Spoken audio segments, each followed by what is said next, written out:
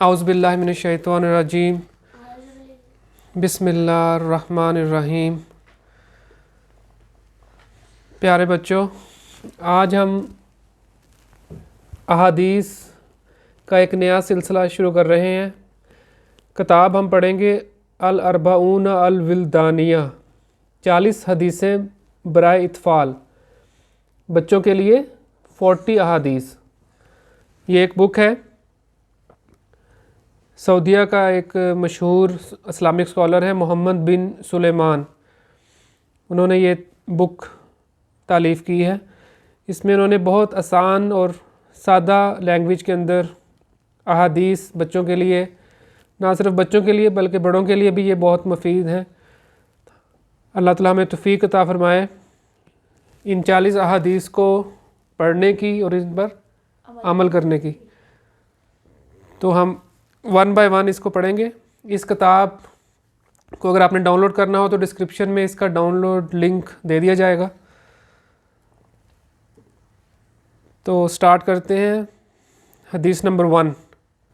حدیث نمبر 1، ارکان اسلام۔ پہلی حدیث جو ہم پڑھنے جا رہے ہیں اس کا ٹائٹل ہے ارکان اسلام کے ارکان۔ ان عبداللہ ابن عمر رضی اللہ عنہما قال قال رسول اللہ صلی اللہ علیہ وسلم بنی الاسلام علی خمس، شہادت ان لا الہ الا اللہ وان محمد الرسول اللہ واقام الصلاۃ وایتاء الزکوٰۃ والحج وصوم رمضان، متفق علیہ۔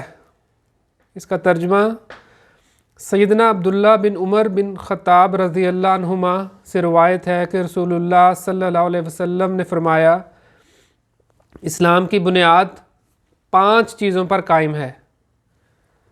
اس بات کی گواہی دینا کہ اللہ کے علاوہ کوئی سچا معبود نہیں ہے اور محمد صلی اللہ علیہ وسلم اللہ کے رسول ہیں، نماز قائم کرنا، زکوٰۃ ادا کرنا، بیت اللہ کا حج کرنا اور ماہ رمضان کا روزہ رکھنا، متفق علیہ۔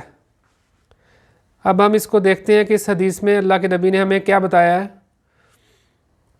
پہلی بات جو حدیث بیان کرنے والے صحابی ہیں عبداللہ بن عمر بن خطاب رضی اللہ تعالیٰ عنہ، یہ بہت ہی نیک اور اتباع سنت کے بے حد حریص اور وسیع علم رکھنے والے صحابی تھے، سنت پر عمل کرنے والے، اللہ کے نبی کی طریقے کو پسند کرنے والے، اللہ کے نبی کے بتائے ہوئے طریقے پر عمل کرنے والے صحابی۔ بچپن ہی میں اسلام قبول کیا، مکہ سے مدینہ کی جانب ہجرت کی اور پہلی مرتبہ غزوہ خندق میں شریک ہوئے۔ 86 سال کی عمر پا کر 73 ہجری میں مکہ مکرمہ کے اندر آپ کی وفات ہوئی اور ذی طویٰ نامی جگہ میں دفن ہوئے۔ آپ سے 2630 حدیثیں مروی ہیں۔ ہاں جی، 2630 احادیث آپ نے بیان کی ہیں، اور متفق علیہ وہ حدیثیں ہوتی ہیں جو بخاری اور مسلم دونوں بکس کے اندر ہیں۔ حدیث کی جو بکس ہیں جس میں سب سے جو ٹاپ پر جو بک ہے، اوتھینٹک جو بکس ہیں، اس میں سب سے جو ٹاپ پر ہے وہ صحیح بخاری ہے اور صحیح مسلم ہے۔ تو جو متفق علیہ حدیث جس کے آگے لکھا ہو متفق علیہ، اس کا مطلب ہے کہ یہ بخاری میں بھی ہے اور مسلم میں بھی ہے، دونوں بکس کی جو، یعنی کہ بالکل یہ اوتھینٹک حدیث ہے۔ اس حدیث میں نبی صلی اللہ علیہ وسلم نے ہمیں یہ بتلایا ہے کہ دین اسلام میں 5 ایسے کام ہیں جو سب سے اہم اور سب پر واجب ہیں۔ 5 ایسے کام ہیں جو سب کو کرنے ہیں، جو بھی مسلمان ہوتا ہے اس کو یہ کام لازمی کرنے ہیں۔ ان کاموں کو کیا کہتے ہیں؟ ارکان اسلام۔ کیا کہتے ہیں انہیں؟ ارکان اسلام۔ اور اس کی تفصیل یہ ہے، پہلا رکن یہ کیا ہے کہ ہم گواہی دیتے ہیں، جب مسلمان ہوتے ہیں ہم تو ہم گواہی دیتے ہیں، اپنے منہ سے اقرار کرتے ہیں کہ لا الہ الا اللہ محمد الرسول اللہ، یعنی اس بات کی گواہی دینا کہ اللہ کے علاوہ کوئی سچا معبود نہیں ہے، اللہ کے علاوہ کوئی اور عبادت کے لائق نہیں ہے، اور محمد صلی اللہ علیہ وسلم اللہ کے رسول ہیں۔ یہ رکن تمام رکنوں میں سب سے بڑا ہے، سب سے پہلے نمبر پہ یہ رکن آتا ہے۔ لہٰذا جس نے شہادتین لا الہ الا اللہ اور محمد رسول اللہ کو زبان سے ادا کیا اور دل سے اس پر ایمان لایا تو وہ دین اسلام میں داخل ہو گیا۔ کوئی بھی نان مسلم اگر دین اسلام میں داخل ہونا چاہتا ہے، اسلام قبول کرنا چاہتا ہے، تو وہ یہ گواہی دے گا۔ کیا گواہی ہے؟ پہلے یہ گواہی ہے لا الہ الا اللہ، اور سیکنڈ ہے محمد الرسول اللہ، اللہ کے علاوہ کسی کی عبادت نہیں کرنی، اور محمد صلی اللہ علیہ وسلم کون ہے؟ اللہ کے رسول ہیں۔ زبان سے اس کو ادا کرنا ہے اور دل سے اس پر ایمان لانا ہے، تو کیا ہوتا ہے؟ ہم اسلام میں داخل ہو جاتے ہیں، مسلمان ہو جاتے ہیں۔ دوسرا رکن ہے نماز قائم کرنا۔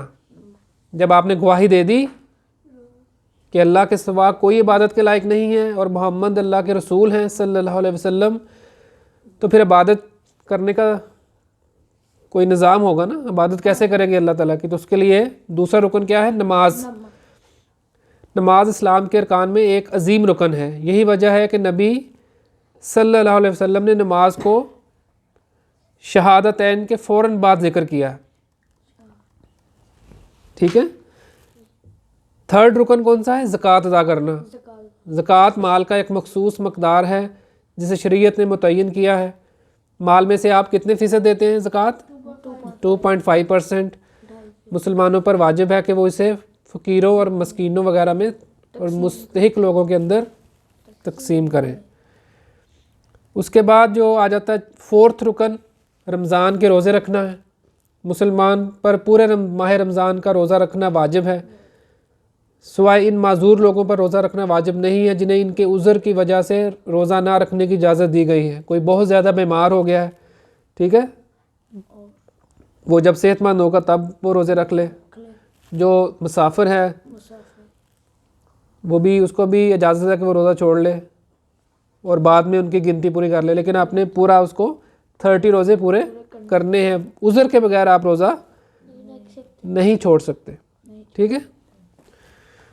پانچواں رکن کون سا ہے؟ بیت اللہ کا حج کرنا۔ حج انسانی زندگی میں صرف ایک بار لازمی ہے، اور یہ اس شخص پر لازمی ہے جو اس تک پہنچنے کی استطاعت رکھتا ہے، جس کے پاس اتنی اماؤنٹ ہے، اتنے اس کے پاس پیسے ہے کہ وہ سعودی عرب جا سکے، مکہ المکرمہ میں بیت اللہ کا حج کر سکے۔ اگر کوئی بہت غریب ہے اس کے اوپر حج فرض نہیں ہے۔ یہ وہ ارکان ہیں جن پر دین اسلام کی بنیاد قائم ہے۔ ان ارکان کے احکام اور آداب کی تفصیلات مختلف جو اسلامک بکس ہیں اس کے اندر ان کی فردر ڈیٹیل مل جائے گی کہ نماز کیسے ادا کرنی ہے، ٹھیک ہے۔ جب ایک نیا مسلمان ایک بندہ ہوگا تو وہ اس نے نماز کیسے پڑھنی ہے، نماز کیسے پڑھنی چاہیے جیسے اللہ کے نبی نے ہمیں سکھایا ہے، ٹھیک ہے۔ تو وہ مختلف بکس کے اندر اس کی تفصیلات مل جائیں گی۔ اسی طرح روزہ رکھنے کے کیا احکامات ہیں، اسی طرح حج کیسے کرنا ہے۔ تو یہ تھی آج کی حدیث۔ اللہ تعالیٰ ہمیں ان باتوں پر عمل کرنے کی توفیق عطا فرمائے۔ السلام علیکم ورحمۃ اللہ وبرکاتہ۔